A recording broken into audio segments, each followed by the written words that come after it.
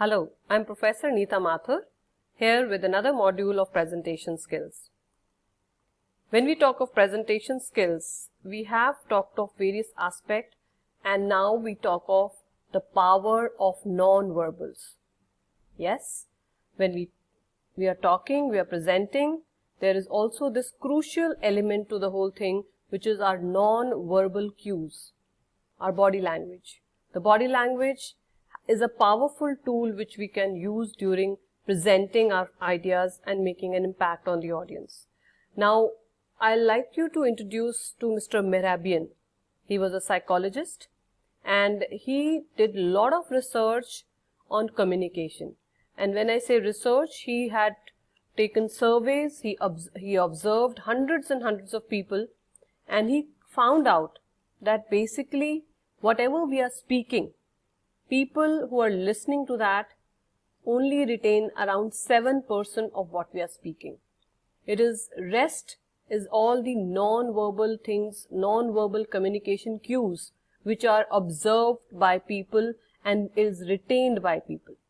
So people will remember whatever you had tried to portray in your presentation much better if your non-verbal, that is your body language, as well as the tone of your voice, the pitch of your voice, the volume maybe. Everything matters because that is almost 93% of the total communication of how the person is wanting to communicate. So when we talk of communication, it is a message which is conveyed by the person who is sending that message by the receiver, and the receiver has to understand that message. Till the time that understanding is missing, that whole process of communication, of communicating that message fails. So it becomes very, very important because when you are trying to present something, you are trying to convey an idea, you are trying to convince the audience, you are trying to have a certain pitch at, certain idea or a proposal which needs to be accepted by the audience, right? So if this particular communication does not have an impact, so it fails. So let's talk about some tips for good body language when you are presenting, right? The first tip is eye contact. Always try and have a direct eye contact with an audience. I can understand there can be multiple people sitting in front of you, but it's just a matter of having I would say a connection with your audience. Just a millisecond, just that the person knows that you have looked at that person. He feels important to be there. He is with you. He is supporting you throughout that whole presentation if you have this eye contact, and of course you have that connection due to that eye contact. As it is said that eyes are the windows to the soul. So believe me, if you are having that conviction regarding your idea while presenting it and you have that eye contact with the audience, you have already won them over. And again, for a better understanding, one idea, one look. That's what I have heard somewhere, that when you are presenting something, when you are saying something, complete that particular idea while looking at that one particular person in the whole crowd sitting out there. It'll help, right? And then when you are in direct contact with one person who's listening, who's nodding, who's with you, it really gives you as a support as a presenter too. So again, when you are doing that, make sure that you are not looking at your slides continuously, because that means you are losing out your audience. You are not having an eye connect with them, and you are just reading it out. It makes the whole thing very boring. People do not know why they are sitting out there. So be very cautious. If it is a large data which you are presenting, then things are different. But otherwise, it's always better to use your slide as cue cards. To take a cue, look at your audience and speak. And of course, again, do not look at the floor. I mean, you're not ashamed of anything. So do not just hang your head down and talk. You need to look at the audience and convey them with conviction by having an eye contact. So that is tip number 1. Second tip, which is very important, again, as far as the non-verbal communication during presentation is concerned, is your smile. And as they say, smile is free and it is contagious as well. But make sure when you're smiling, it is at a very opportune moment. It is appropriately done during the presentation, not that you are presenting some data which is very somber, very serious, and you are smiling. So it's just that you need to smile so that audience feels that you are one of them, you are approachable, you are supportive, and also when you are smiling, it needs to be a genuine smile. Not a plastic smile just for the sake of it, but the smile which reaches your eyes, right? So there should be that truthfulness in your smile, and relax and smile at people.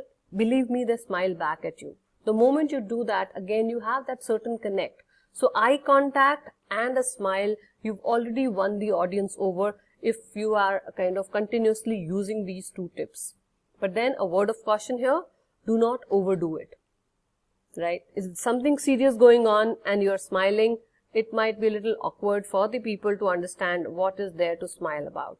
Then of course, you have to make an eye contact when you're smiling, just at one person somewhere in the audience, and you know that the person is going to be with you, supporting your idea.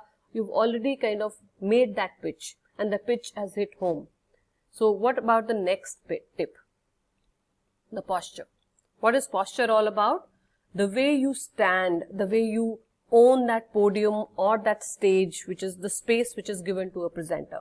So how you're walking, how you're standing, how you're carrying yourself is what posture is all about. So that when you are having that particular presentation, make sure that you are exuding confidence. Even if you are nervous, or there are butterflies in your stomach somewhere, hundreds of them, but the person sitting across should not feel that, should not be able to judge from your expression or your posture that you are actually nervous. Yes, a lot of acting required out there. Why do you think actors get paid so much? Yes, it is a major practice which is required, a skill which can be honed by practice. But try and disguise, camouflage that nervousness. Present a persona which is showing that you are very, very confident, because that is what is required when you're making a presentation. People are more willing to listen to you if you have a confident kind of posture. And again, you need to have energy. You need to have enthusiasm, because that is what again people catch on to, people latch on to. If you are talking with energy and enthusiasm, they are eager to listen to you as well. Just imagine if I start speaking in a manner which you would not enjoy, or there is no energy and I am like feeling tired or sleepy, would you be interested? No. So this is the difference which energy brings to the table. So whenever you are presenting something, make sure that you had a good night's sleep, or you had a glass full or a cup full of strong coffee if that works for you, but something which brings energy to the presentation. That is what makes people interested in you. So do not slouch. Don't stand and shuffle your feet while standing out there. Don't pace too much. On the other hand, own your space. If there is a certain area which has been assigned to the presenter, make sure that you own that place. It's because you are in charge for those 10, 15, 20 minutes of the presentation time which has been allotted to you. So make sure that you show people that you own that particular place and make good use of it. With energy, with confidence, with enthusiasm. That is tip number 3. Now coming to the tip number 4, for your non-verbal presentation is your gestures. When I talk of gestures, how are you using your hands? Typically, what I have observed, when people have to present, all of a sudden they discover that they had 2 hands.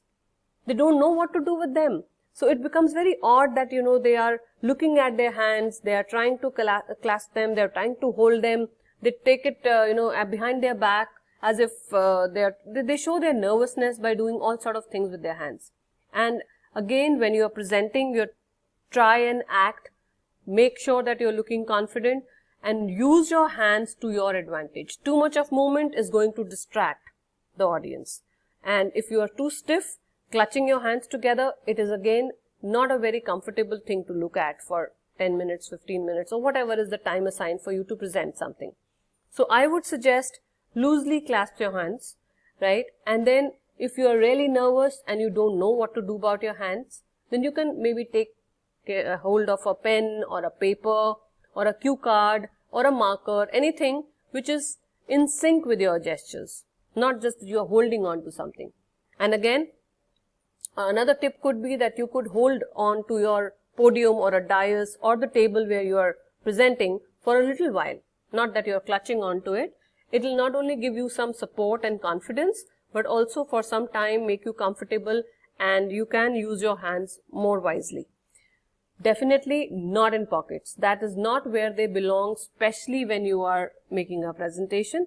Otherwise also, when you are talking to somebody or in a meeting or across the table, please do not try and put your hands in your pockets. It is just not done. It is not a nice etiquette again. So, and when you are clasping your hands behind your back, it gives a very stern kind of look, as if you are in authority or you are a monitor kind of thing who is in front of an audience. So, I would suggest if you can have a steeplechase sort of position, which is clasping your hand right in front of your belt. Not above the belt, not below the belt, but somewhere right across the belt. Maybe, that is the right proportion. When you are clasping or your fingertips together, it also gives you that complete circle of energy flowing through your body, and believe me, it also increases or enhances your confidence as well. So this is another tip which you can use for having a good impact as far as non-verbal communication. If you have noticed, even in the TV, the news reporters and all who are standing and giving you some information or some reporting some news, they use this particular gesture a lot. They are loosely clasping their hands together, putting the fingertips together, not crossing their hands or anyways, not doing like this, but simple clasping of hands and placing it in front of their belt. So that is the best way to have that confidence and showing that, you are talking about something with ease. So one of the tips of using your hand gesture well, and then pause and a nod, right? A small pause can gain that attention which you require. So whenever you have a key idea, it's always suggested that you pause a little so that you can gauge the reaction of the audience.